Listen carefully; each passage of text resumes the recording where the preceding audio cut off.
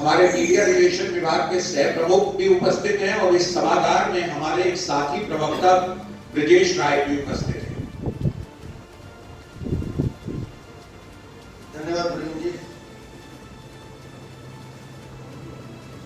पर उपस्थित प्रदेश अध्यक्ष और सांसद मनोज जी, प्रेम जी, उपस्थित मीडिया के सभी दोस्तों, बड़ा खुलासा आया है सीबीआई की चार्जशीट में। वो नोट भी दिखाया गया है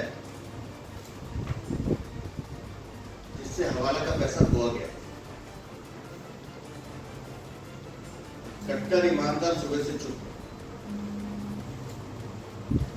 कट्टर ईमानदार होने का दावा करने वाली पार्टी सुबह से शीशे पे चुप, बोल नहीं। जैसा प्रवीण जी ने कहा कि मीडिया ट्रायल करेंगे,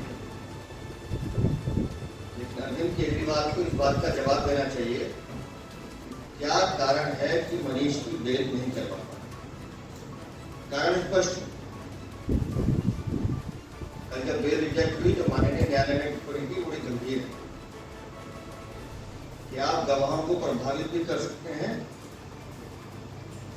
और आप इस साजिश में शामिल। अरविंद केजरीवाल को जवाब देना चाहिए। पैसा सीबीआई की चार्जशीट में बताया गया है कि हवाला के माध्यम से गोवा गया है। मैं दिल्ली के मुख्यमंत्री से पूछना चाहता हूं कि ऐसे और कितने नोट हैं आपके पास, क्योंकि बिना आपकी स्वीकृति के, बिना आपकी सहमति के ये कांड हुआ नहीं है, आपकी सहमति से हुआ है। और इस हवाला कारोबार में भी आप शामिल हैं। अपने भ्रष्टाचार को छुपाने के लिए, अपनी काली करतूतों से मीडिया का ध्यान हटाने के लिए आप गली गली दरवाजे दरवाजे घूम रहे हैं, राजनीतिक भ्रमण कर रहे हैं और उन लोगों के जाके दरवाजे खटखटा रहे हैं जिन्हें आप हमेशा गालियां देते हैं। ये बातें हम कई बार बता चुके हैं, लेकिन जो दस्तावेज हमने मीडिया के माध्यम से देखे हैं, वो नोट का नंबर भी है, नोट की फोटो भी है। और सीबीआई ने अगर चार्जशीट में दावा किया है कि सबूत से पैसे गए हैं, केजरीवाल को जवाब देना चाहिए। और जो उनके बहुत वरिष्ठ साथी हैं, आज सुबह उनका बयान पढ़ रहा था कि जांच एजेंसी मुझे कभी भी फंसा सकती है। तो मेरा संजय सिंह जी से अनुरोध है कि आप ऑलरेडी चार्जशीटेड, आपको फंसाने की जरूरत नहीं है, आप फंस चुके हैं। आपने दिल्ली की जनता को ठगने का काम किया। हमने कई बार प्रेस के माध्यम से कहा है कि वो बताएं कि शराब पीने वालों की उम्र कम किसने की, किसके दबाव में हुई। वो बताएं कि शराब की दुकानें रात के 3 बजे तक खुली थी, ये किसका निर्णय। वो बैठक कहाँ हुई थी जिसमें सारे होटल और रेस्टोरेंट के ओनर्स आए थे। लेकिन इन बातों का वो जवाब नहीं देते। लेकिन मीडिया के आगे आगे बोलना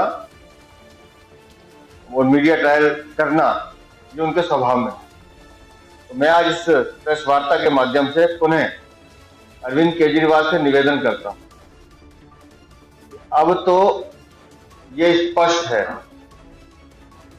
कि तुम सबसे भ्रष्ट हो।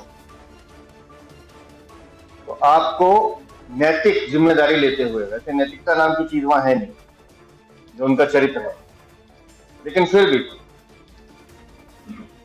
मैं कहता हूं कि उनको नैतिक जिम्मेदारी लेते हुए अपने पद से तुरंत इस्तीफा देना चाहिए।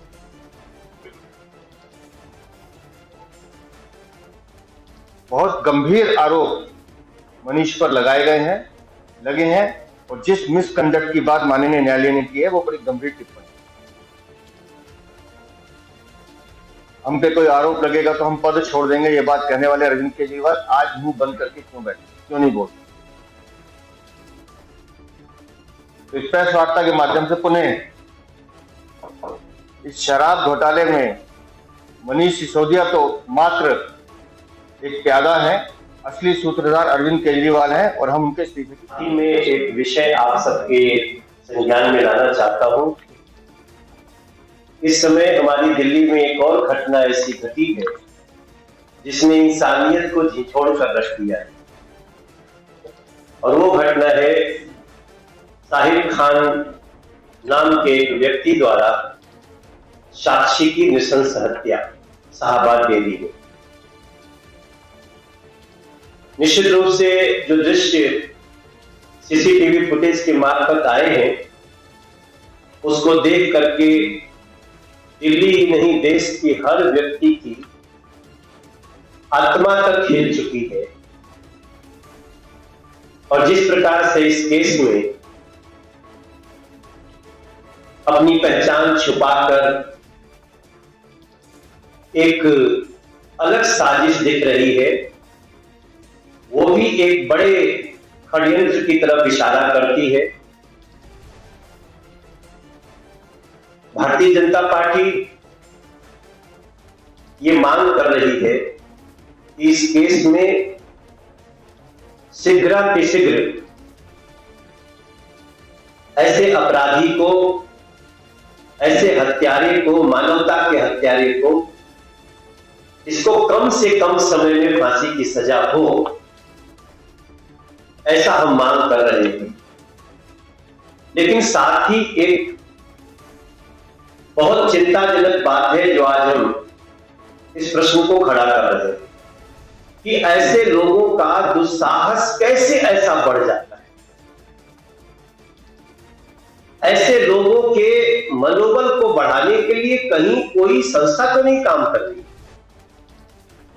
ऐसे लोगों के मनोबल को बढ़ाने के लिए कोई सरकार का रोल तो नहीं है। जब इस पे हमारा ध्यान जाता है तब मुझे एक केस नजर आता है 2018 का ईस्ट दिल्ली में गीता केस। 11 साल की बच्ची को 2 दिन तक एक मदरसे में रेप किया जाता है। मुझे पता है ये बात सुनकर के आपको बहुत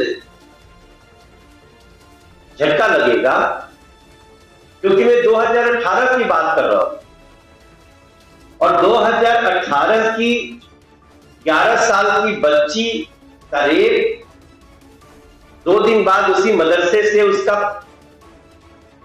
पुलिस उसको पकड़ती है, जो गाजियाबाद में था, इस दिल्ली की लड़की थी। उस समय महेश गिरी सांसद थे, हम और महेश गिरी वहां विजिट करते हैं। तमाम चैनलों पे ये घटना चलती है।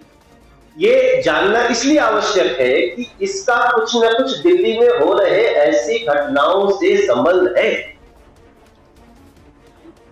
आज जब मैं आपसे बात कर रहा हूं, 11 साल की बच्ची का रेप करने वाला बेल पे 15 दिन 16 दिन चला था टीवी पे, ये अखबारों में चला था वो घटना। लेकिन उसके बाद इतनी सारी घटनाएं हैं, किसी मीडिया हाउसेज ने भी शायद उनको ध्यान में नहीं आया होगा, अखबारों के ध्यान में नहीं आया होगा, फॉलोअप नहीं लिया गया होगा।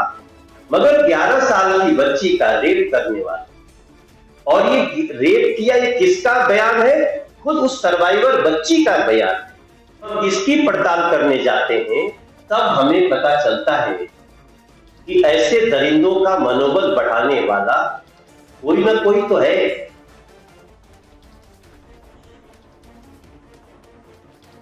दिल्ली की पुलिस 24 घंटे के अंदर बुलंदशहर से पकड़ के साहिल खान को ले आती,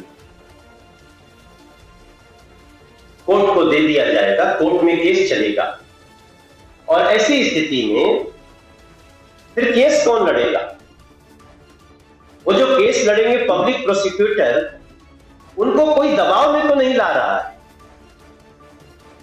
कहीं वहां तुष्टीकरण तो नहीं हो रही है कि इनको छोड़ना है, इनको बचाना है, इनको बचने का रास्ता देना है। उस केस में मैं थोड़ा और डिटेल में जाऊं तो 2 लोगों ने बच्ची का रेप किया, एक को जुवेनाइल दिखाया गया और एक को ये बहस किया गया कि नहीं नहीं ये तो बच्ची ऐसे ही झूठ बोल रही है और उसको बेल भी। Can we afford this? इसके बाद आप घटनाएं देखिए। थोड़े दिन पहले सुंदर नगरी में 4 लोग मिलकर के एक आदमी को छुरे से घोंपते हैं, पूरी सीसीटीवी आती है और वो जाके मारने के बाद चौकी में घुस जाते हैं पुलिस के पास कि हमने मार दिया। तो निर्भयता कहां से आ रही? क्योंकि उनको कोर्ट में क्या कोई बचाने वाला साथ दे रहा है? पब्लिक प्रोसिक्यूटर्स पे दबाव किसका है? पब्लिक प्रोसिक्यूटर्स कौन लगा रहा है? ये सवाल आज मैं उठाना चाहता हूं। बात है कि जो अरविंद केजरीवाल जी आज ट्वीट किए, ट्वीट में लिखते हैं कि हम बड़े से बड़ा वकील और 11 साल की बच्ची का रेप करने वाला आज जेल पे है, इसकी जांच बहुत जरूरी है। हत्या करके, रेप करके पुलिस के सामने आ जाना कि कोर्ट में हमें कोई बचाने वाला खड़ा है, ये है इन दरिंदों के बहुत बड़े दुस्साहस का असली कारण। आज मैं डिमांड करना चाहता हूं अपने अध्यक्ष जी की उपस्थिति में कि हमारे दिल्ली में इसकी विशेष व्यवस्था की जाए, इसकी ऐसी पारदर्शी व्यवस्था हो कि ऐसे केसेस में विशेष रूप से पब्लिक प्रोसिक्यूटर लगाए जाएं जिन पर किसी सरकार का तुष्टीकरण के तहत दबाव काम न करे। स्पेशल, क्योंकि in such sensitive cases, a separate legal team comprising of outstanding lawyers should be created under the aegis of bench. It's our demand. If we fail to deliver the rightful judgment to even one single child girl, then it is shameful for us. It is shameful for everyone.